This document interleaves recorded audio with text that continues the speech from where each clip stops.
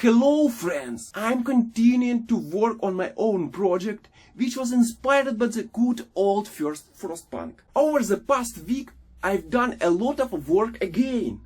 I upgraded the menu, which is responsible for interacting with structures, adding the ability to dismantle the house and get some of the resources back.